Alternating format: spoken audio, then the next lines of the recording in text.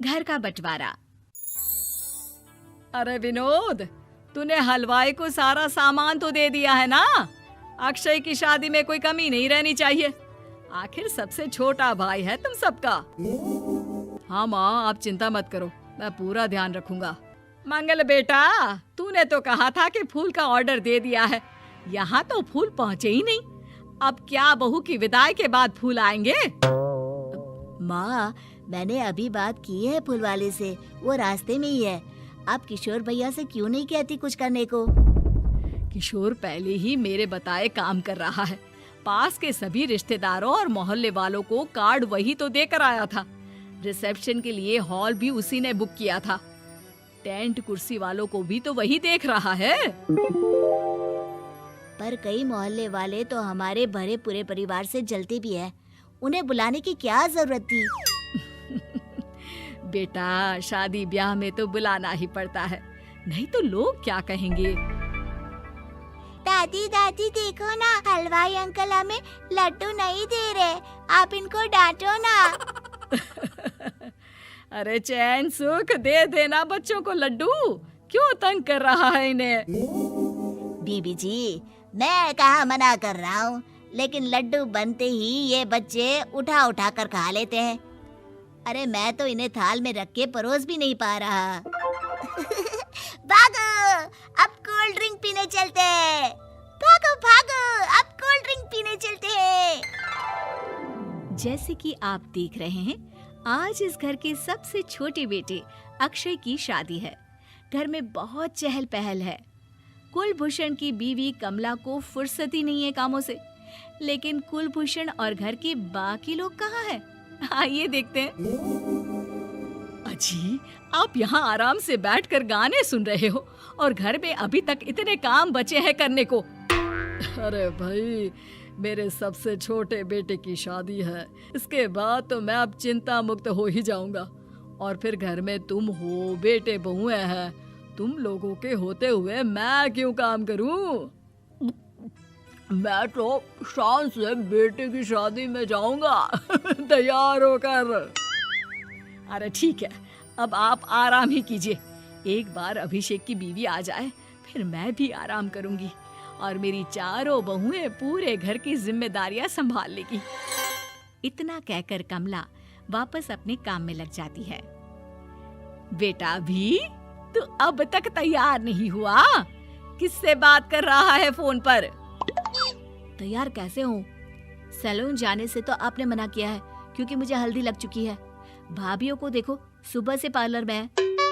अक्षय की शादी हो जाती है और नंदिता बहू बनकर घर आ जाती है, लेकिन इस घर की खुशियों को मानो किसी की नजर लग गई थी। नंदिता के आने के बाद आए दिन घर की शांति भंग होती रहती।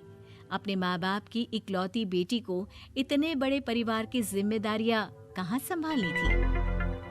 अभी देखो ना, मेरे हाथों की मेहंदी भी अभी नहीं उतरी है और तुम्हारी मम्मी ने मुझे घर के कामों में लगा दिया। मैंने सोचा था कि घर की सबसे छोटी बहू होने के कारण मुझे सब पलकों पर बिठा के रखेंगे, पर यहाँ तो पलक झपकने की भी फुर्सत नहीं मिलती। देखो नंदू, शादी के पहले ही मेरे घर वालों ने तुम्हें और तुम्हारे पेरेंट्स को बता दिया था कि मैं जॉइंट फैमिली में रहता हूँ, तो फिर अब ये शिकायत क्यों? और फिर तुमसे पहले मेरी भाभी भी तो आई थी शादी करके, उन्होंने तो कभी कुछ नहीं कहा। नंदिता तब तो चुप हो जाती है, लेकिन ऐसा बहुत दिनों तक नहीं चलता। अरे नंदिता, माँ बाबूजी की दवाई का टाइम हो गया है, उन्हें दवाई दे आओ और उसके बाद सबके लिए नाश्ता बना देना। पर भाभी, मैं तो अभी अपना फेवरेट सीरियल देख रही हूँ। प्लीज मेरी जगह आप कर लो ना ये काम। ठीक है, मैं तेरी जगह माँ बाबूजी को दवाई दे आती हूँ और नाश्ता बना लेती हूँ। तू मेरी जगह पूरे घर की डस्टिंग करके 5 बच्चों को स्कूल के लिए तैयार करके भेज देना और दोपहर का खाना बनाने के बाद कपड़े धोकर सुखा देना। उसके बाद हम दोनों मिलकर बाजार जाकर सब्जी ले आएंगे, फिर डिनर की तैयारी कर लेंगे और उसके बाद बस भाभी, मैं माँ बाबूजी को दवाई देकर सबके लिए नाश्ता बना देती हूँ। हे भगवान, ये कहाँ लाकर फंसा दिया मुझे। मेरे घर में तो गिनती की 8 रोटियां और 2 सब्जी बनती थी और नाश्ता निपट जाता था। यहाँ तो रोटियों का ढेर और सब्जियां बड़े बड़े पतीलों में बनानी पड़ती है। नाश्ता बनते बनते लंच का टाइम हो जाता है और लंच बनते बनते डिनर का। अभी मुझ में तुम्हारे पूरे परिवार का नखरा उठाने की और ताकत नहीं बची। मैं ऐसे नहीं रह सकती। अरे तो क्या चाहती हो तुम? मुझे अलग रहना है बस। तो ठीक है, हम कल ही शिफ्ट हो जाएंगे किराए के घर में। इतना बड़ा घर होते हुए हम किराए पे क्यों रहेंगे? ना जी ना, घर में ही दीवार खड़ी करो अपने हिस्से के आगे। घर के साथ साथ घर की खुशियों में भी दीवार खींच जाती है। ऐसे ही कई महीने बीत जाते हैं और नंदिता माँ बन जाती है। बच्चे के आने से अभिषेक के कंधों पर खर्चों का बोझ आ पड़ता है। अभिषेक का बोझ कम करने के लिए नंदिता भी पार्ट टाइम जॉब कर लेती है, लेकिन इससे उसके सर पर नौकरी, घर और बच्चे की जिम्मेदारी बढ़ जाती है। नंदिता, ये क्या है? तुमने घर भी ठीक से साफ नहीं किया, ना ही मेरे कपड़े धुले हैं। चिंटू के बाल भी कटवाने जाना था, देखो उसके बाल कितने बढ़ गए हैं। अरे करती क्या हो पूरा दिन तुम? मैं करती क्या हूँ? तुम्हारा नाश्ता और लंच बनाने के बाद चिंटू को डे केयर सेंटर पर छोड़कर आती हूँ, फिर खुद ऑफिस जाती हूँ। पूरा दिन काम करके आने के बाद बिना आराम किए बाजार से सब्जियाँ लेकर आती हूँ, घर आकर खाना बनाती हूँ, चिंटू को देखती हूँ और क्या करूँ मैं? तो किसने कहा था अपने सर पर इतने काम लेने को? मत जाओ ऑफिस। ऑफिस जाए बिना घर के खर्चे कहाँ से पूरे होंगे? चिंटू की डे केयर का खर्च, उसके लिए बेबी फूड का खर्च, प्रेस वाले का खर्च, ये सब तुम्हारी सैलरी से होता नहीं है। अगर परिवार से अलग नहीं होती तो इतनी मुसीबतें नहीं उठानी पड़ती तुम्हें परिवार के साथ मिलकर काम करने में दिक्कत थी, लेकिन काम तो अब भी बहुत है तुम्हारे सर पर। चिंटू को भी डे केयर भेजने की जरूरत नहीं पड़ती। उसको गोद में खिलाने के लिए दादा दादी और घर के सभी बड़े होते। उसके साथ खेलने के लिए उसके भाई बहन भी होते।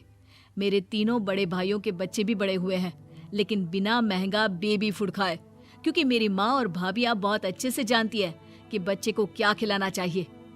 बिजली के बिल जैसे खर्चे भी सब मिलकर बांट लेते थे।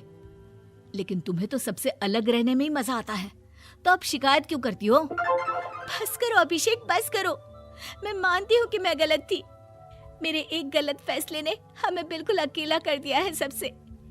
एक घर में होते हुए भी हम बाकी परिवार से अजनबियों की तरह रह रहे हैं। अभिषेक और नंदिता की सारी बातें घर के बाकी लोगों को सुनाई दे रही थी। तभी कमला बोल पड़ती है। अरे नंदिता बहू, किसने कहा कि तुम अकेले हो? तुम्हारा इतना भरा पूरा परिवार है ना तुम्हारे साथ। हम तो बस ये चाहते थे कि तुम अपनी गलती समझ जाओ। अगर हम तुम्हें समझाते तो शायद तुम ना समझती, लेकिन अपनी गलती का एहसास तुम्हें खुद हो गया है, तो अब तुम समझ चुकी हो परिवार में एक साथ रहने का मोल क्या होता है। मम्मी जी, मुझे माफ कर दीजिए, अब ऐसा दोबारा कभी नहीं होगा। अरे माफी बाद में, पहले मेरा पोता जरा मेरी गोद में तो दे, और तू जाकर सबके लिए चाय बना ला।